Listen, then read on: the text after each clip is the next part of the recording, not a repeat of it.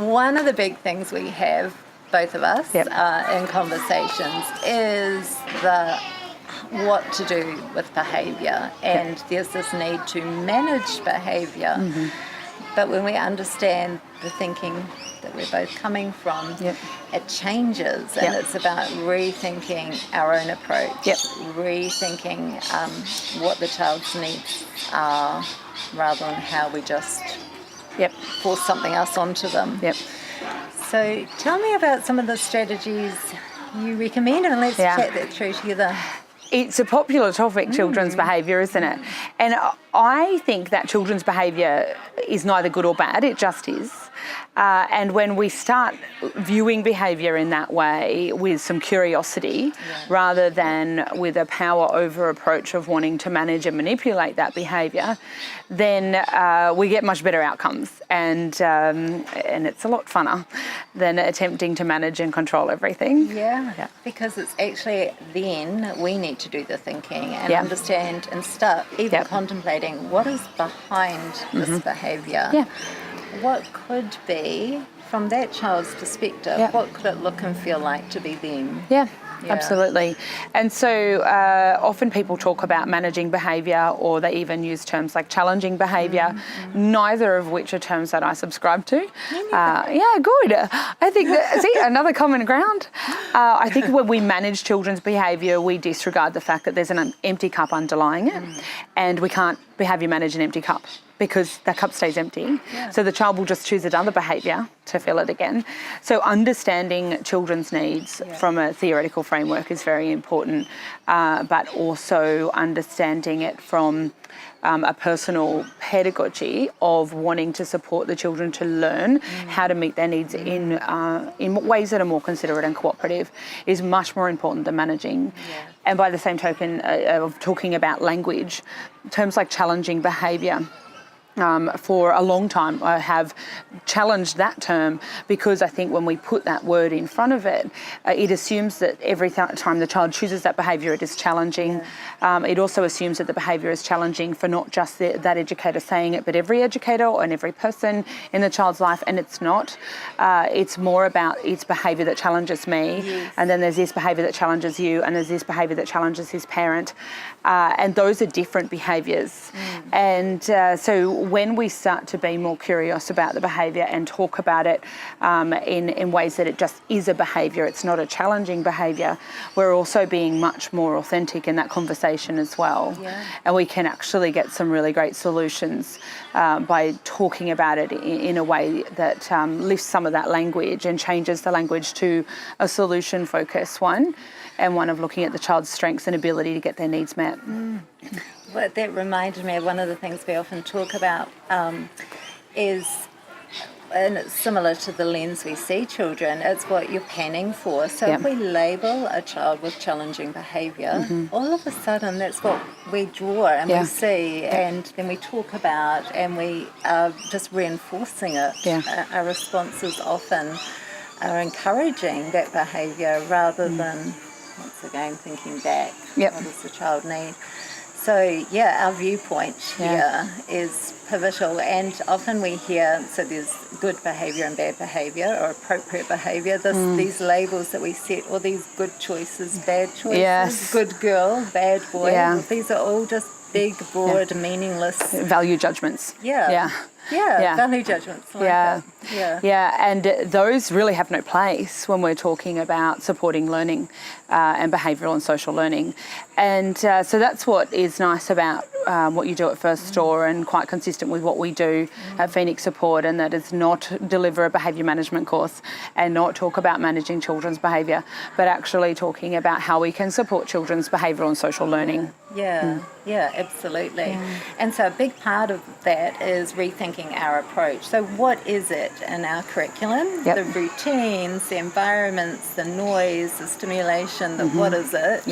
that's contributing, and we start changing our approach first rather than trying to change the child. So because the opposite of that is, let's whack a behaviour chart on the wall and some green choices and red choices and some behavioural expectations, and then another behaviour chart, and then attempt to positively reinforce stuff that we really like and give consequences, which, let's face it, is actually punishments, to behaviours we don't want to see, and then it's just a loop. It's just a loop of managing behaviour after behaviour after behaviour, because we're not going back to the root or cause, which is the empty cup. Absolutely. And I guess to be really clear, we've all been in that place, either as mothers, as educators, where we've done all of those things. So if you're somewhere still at that step where you are giving stickers and saying the good girl, bad choices, we've been there personally, and you just, it's an awareness that I'm at that stage, and actually I want to learn more about different options and start the rethinking. I am embarrassed to say that 18 years ago I was known for sitting on the floor of an education and care setting and shaking a jar of M&Ms, and it worked. I don't recommend anyone to do that, but it was behaviourism that I was using. It was behaviour management that I was using. It was the best thing that I knew how to use at that point in time. And you can't do better until you know better, and when you know better, you do better. And I think that's what's exciting about a good quality qualification and professional development, is that you can learn how to do better, and that's certainly how we've got to where we are with our thinking, and the children that we've worked with along the way has taught us so much about what works and what doesn't work. And that's learning from the failures and not, I guess, beating ourselves up about the past. But I'll do that a little bit. Tomorrow.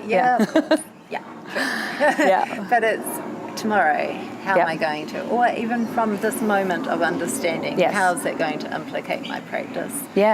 So rewards. Let's think about what a reward does and whether that actually shifts behaviour. And of course it will in the short term, it will, but the implications are often negative because it creates a demand, doesn't it, rather than intrinsic. Yes, look, there is that much research around it, and I highly recommend anyone wanting to read more research around rewards to look at louiseporter.com.au and check out Dr. Louise Porter's fact sheets about the same. I think it is important for us to be looking at what the research is saying around the impact of doing things like rewards charts and how we can talk together to work out a better way, to work out what is an early childhood setting that we can create that ensures that there are less behavioural challenges in that space, rather than how can we manipulate this child to fit into this setting. And that's, I think, the biggest trigger of behaviour is children having overwhelmed demands on them. And that comes from where curriculum isn't thoughtfully put together. The intentionality is more driven by what needs to get done, by what the child needs. And so then we have children that are literally spinning out. I think of them as on a tightrope, just trying to stay on that fine line between not getting in trouble and keeping up, you know, and that creates this anxiety and this horrible state to be in that is not the childhood we want children to have. So when we create instead environments and settings that are cup filling, when we talk together about how we can meet children's needs and fill cups, then we can create a space that is one where behaviours just happen less that are challenging educators, because children are able to be respected to get their needs met, and they're able to work out ways how to do that and learn better ways how to do that.